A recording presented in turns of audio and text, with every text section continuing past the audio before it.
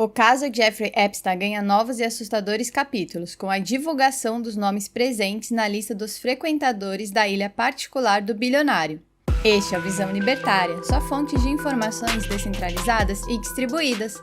Jeffrey Epstein sempre foi considerado, desde sua infância, um gênio matemático e um sujeito intelectualmente brilhante. Nascido em 1953, já aos 21 anos, Epstein passou a dar aulas de matemática na Dalton School, em Nova York. Não obstante sua pouca idade, o jovem rapaz foi contratado por Donald Barr, então diretor daquela escola, em circunstâncias bastante questionáveis. Curiosamente, Barr havia publicado, no ano anterior, um livro que conta a história de um planeta fictício onde oligarcas ligados ao governo praticavam crimes sexuais contra crianças. Epstein terminou por ser demitido da escola alguns anos depois, por conta de comportamentos impróprios contra alunos menores de idade. Na sequência, em 1976, Jeffrey Epstein foi contratado pelo banco de investimentos Bear Stearns, do qual se tornaria sócio 4 anos depois. Dada sua capacidade intelectual e suas boas relações, em pouco tempo ele galgou degraus, se tornou rico e fez amizades com grandes magnatas norte-americanos. Nos anos 1980, Epstein criou sua própria empresa de investimentos, na qual aceitava apenas clientes que tivessem um patrimônio superior a $1 bilhão, ou seja, só gente malada. Por conta dessa fortuna, o então milionário fez muito sucesso e foi integrado à alta sociedade. Epstein sempre gostou de festas que contavam com a presença de muitas mulheres. Donald Trump descreveu-o como um cara fantástico, que também gostava muito de mulheres bonitas, e consideravelmente mais jovens. Jeffrey passou a dar alguns rolês com gente do cinema e da política em seu jatinho particular. Ele, inclusive, foi um grande amigo de Harvey Weinstein, famoso magnata de Hollywood, também condenado por abuso sexual.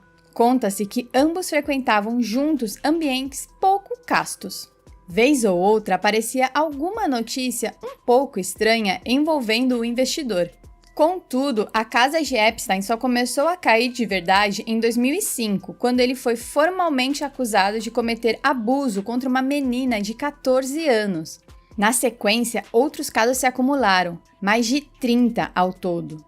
As provas contra ele eram fartas, porém, em 2008, sabe-se lá por qual motivo, a promotoria aceitou um acordo bem camarada com o abusador, 13 meses de prisão e seu nome na lista de criminosos sexuais, pena que foi cumprida em 2011. A alternativa para essa punição era uma possível prisão perpétua.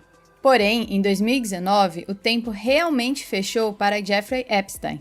As provas acumuladas contra ele eram abundantes e não havia alternativa. O agora bilionário estava acabado. Em 6 de julho daquele ano, Epstein foi preso e sua mansão em Manhattan foi revistada. Nessa devassa, muita coisa cabulosa foi encontrada pela polícia. Contudo, cerca de um mês depois, Epstein foi encontrado sem vida em sua cela. A causa mortis, autocídio, termo usado para não perdermos a monetização desse vídeo. A morte de Epstein é, no mínimo, estranha. Até então, foram tomados todos os cuidados para evitar que ele tomasse essa atitude. Na noite do acontecido, contudo, os protocolos não foram corretamente seguidos. Seu colega de cela foi transferido e Epstein acabou ficando sozinho por lá. Os guardas, que deveriam verificar sua cela a cada 30 minutos, dormiram e ficaram 3 horas sem fazê-lo. As câmeras de vigilância também deram ruim no dia. A coisa parece realmente muito conveniente. Como diz uma piada que circulou bastante nas redes sociais, o fato de Jeffrey Epstein ter tirado sua própria vida surpreendeu muita gente, inclusive o próprio Jeffrey Epstein. Brincadeiras impróprias à parte, o grande motivo por trás dessa desconfiança é o fato de que esse criminoso sexual era um arquivo vivo, contendo uma quantidade enorme de informação comprometedora sobre gente muito grande. A lista dos frequentadores de sua paradisíaca ilha e dos que viajaram no seu infame avião Lolita Express foi mantida em segredo de justiça, embora houvesse algumas especulações sobre os nomes citados. Bem, agora a lista foi divulgada e a coisa ficou ainda mais quente. Trata-se de uma lista bastante eclética, composta por nomes que vão desde membro da família real britânica até cientistas renomados e mundialmente conhecidos. Embora as brincadeiras com a participação de Stephen Hawking na ilha de Epstein sejam engraçadinhas, a verdade é que o caso é, de forma geral, bastante revoltante. E isso porque ele nos revela o quão depravados e criminosos podem ser os agentes que pertencem às mais altas cúpulas do poder estatal. Além de nomes como David Copperfield, o famoso mágico, e do rei do pop, Michael Jackson, o que chama atenção mesmo é a presença de renomados políticos na tal lista. Os destaques ficam para o irmão problema do rei da Inglaterra, Príncipe Andrew, e o sempre polêmico Bill Clinton. E se você achava que o ex-presidente dos Estados Unidos estabeleceu como idade de corte os 22 anos que Monica Lewinsky tinha na época do Bola Gato no Salão Oval, bem, você precisa rever seus conceitos. A verdade é que quando Epstein foi preso em 2011, ele afirmou não ser um predador sexual, mas sim apenas um infrator. Acredita-se que sua extensa lista de amizades nos meios políticos foi o que lhe proporcionou sair tão cedo da cadeia.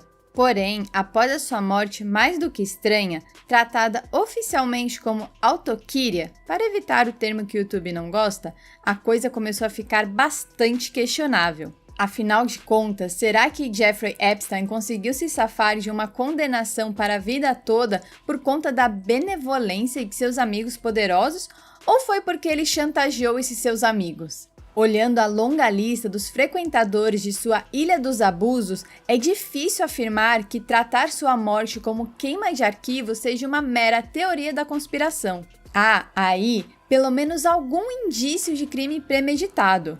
Notícias recentemente divulgadas dando conta de que Epstein possuía, inclusive, gravações de abusos cometidos por Clinton e pelo príncipe Andrew ajudam a reforçar essa desconfiança. Não está em nossa alçada, porém, tirar qualquer conclusão jurídica a respeito desses crimes. Nosso objetivo aqui é outro, a saber, trazer o debate para o campo das ideias. E, a partir daí, nós podemos chegar, sim, a algumas conclusões importantes. Em primeiro lugar, é preciso frisar que, ao contrário do que indicam o discurso mainstream e o senso comum, o Estado não existe para proteger as pessoas vulneráveis. Em alguns casos, ele é incapaz de evitar os crimes ou de punir os culpados.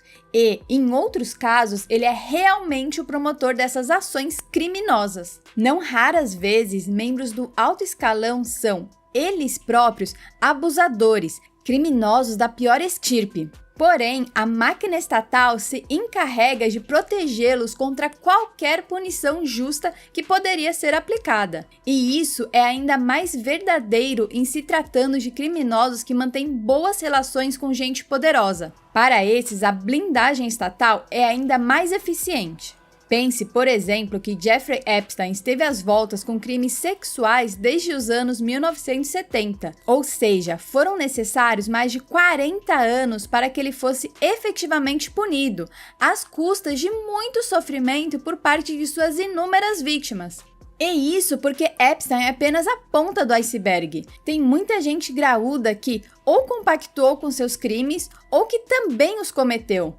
Como levar a sério a justiça estatal quando ela permite que esse tipo de prática asquerosa se perpetue? A segunda lição é a de que o poder corrompe, seja ele político, seja ele econômico. Em qualquer alta esfera da sociedade, vamos encontrar crimes do tipo sendo cometidos em empresas, em religiões e, é claro, na política. Contudo, o fato é que, na iniciativa privada, existe um incentivo maior para que esse tipo de conduta seja identificada e punida, ou pelo menos mitigada. O que vemos ser revelado com a lista de Jeffrey Epstein, porém, é a existência de uma verdadeira teia de criminosos sexuais agindo por baixo dos panos, com a conivência estatal. De repente, a trama do filme Sound of Freedom não parece mais tão absurda.